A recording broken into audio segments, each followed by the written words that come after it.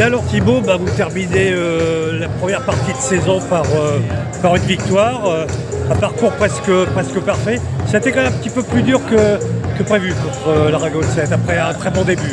Oui, c'est sûr que vu le premier set, Euphorique. on va dire quoi, c'est ça, on surjouait un peu.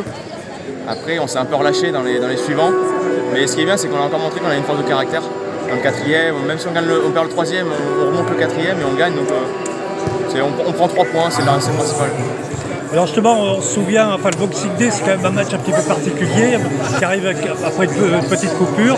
On se souvient qu'il y a 2 ans, vous aviez perdu justement ce Boxing Day contre l'Aragon 7. Vous en avez tiré un petit peu les leçons.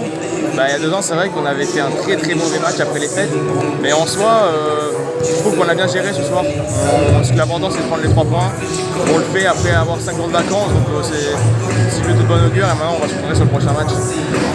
Donc quel est le bilan que vous tirez de cette première moitié de saison? Une seule défaite, c'est remarquable. On va dire que c'est presque parfait.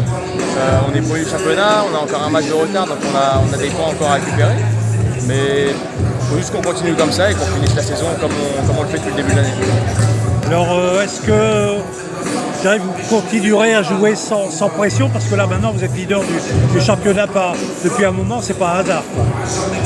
Jouer sans pression, je sais pas, mais je sais que les équipes, forcément, quand on va jouer contre elles veulent se dire de faire tomber le leader du championnat. Donc en soi, nous, on a un peu tout à perdre pour gagner la première place, mais c'est ce qu'on aime et c'est ce qu'on va continuer à faire jusqu'à la fin de l'année. Donc là maintenant, je dirais la semi-déception de l'élimination en Coupe d'Europe face à Lublin, qui était quand même une très grosse équipe, est oubliée. Et vous avez une deuxième partie de saison assez passionnante avec en plus la Coupe de France.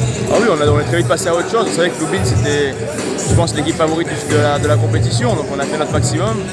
On n'est pas passé loin, c'est dommage, mais c'est comme ça maintenant, c'est focus sur le championnat et pour aller le plus haut possible et gagner forcément à la fin. En tout cas, ça annonce effectivement une année 2025 passionnante et fatigante parce que Coupe de France, championnat et probablement play-off, il y aura beaucoup de matchs enchaînés et il faudra de la condition physique.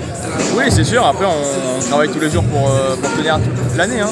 Mais oui, c'est sûr que les matchs, on va devoir les enchaîner, avec les play-offs sûrement qu'on va jouer. Donc, de toute façon, c'est ce qu'on aime, faire du volley, donc en soi, plus on joue de matchs, mieux c'est, donc c'est tant mieux. Et toi personnellement, on sait que tu avais eu une expérience en équipe de France la saison passée, tu espères y revenir? Oui, c'est l'objectif à la fin de l'année forcément de retrouver l'équipe de France. Je travaille tous les jours pour et ça passe par des bons matchs et je sais qu'il faut bien jouer toute l'année, donc il faut continuer comme ça. Ok, merci. Ouais. Bonne fin d'année.